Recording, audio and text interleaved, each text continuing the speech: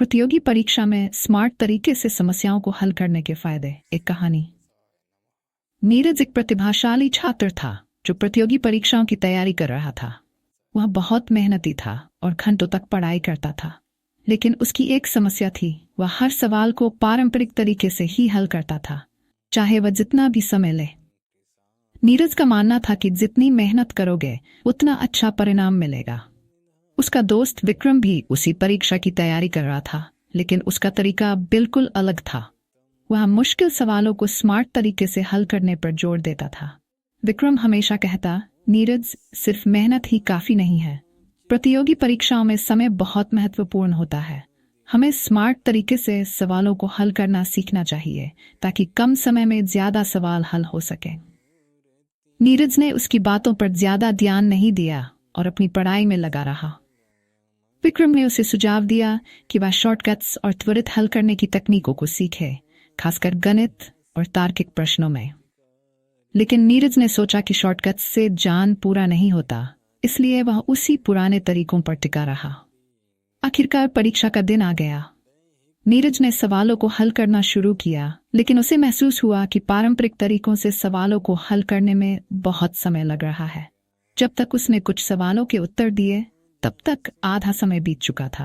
घबराहट में उसने जल्दी जल्दी सवाल हल करने की कोशिश की, लेकिन वह बहुत सारे सवालों तक पहुंच ही नहीं पाया। दूसरी ओर विक्रम ने पहले से ही स्मार्ट तकनीकों का अभ्यास किया था। उसने कठिन सवालों को पहले हल किया और फिर शॉर्टकट्स और त्वरित तरीकों से बाकी सवालों को कम समय में हल कर लिया। उसने समय का सही उपयोग किया और परीक्षा को समय रहते समाप्त कर दिया। जब परिणाम आए तो विक्रम के बहुत अच्छे अंक आए, जबकि नीरज की अपेक्षा से कम। नीरज उदास हो गया और विक्रम के पास गया। उसने पूछा, मैंने तो इतनी मेहनत की थी, फिर भी तुमसे पीछे रह गया। तुम्हारा तरीका क्या है? विक्रम ने मुस्कुराते हुए कहा, नीरज, मेहनत जरूरी है, लेकिन स्मार्ट वर्क भी उतना ही महत्वपूर्ण है। प्रतियोगी परीक्षाओं में समय की कमी होती है और सवालों को तेजी से हल करना पड़ता है। अगर हम शॉर्टकट्स और सही तकनीकों का उपयोग करते हैं तो कम समय में अधिक सवाल हल कर सकते हैं। इससे न केवल समय बचता है, बल्कि आत्मविश्वास भी बढ़ता है।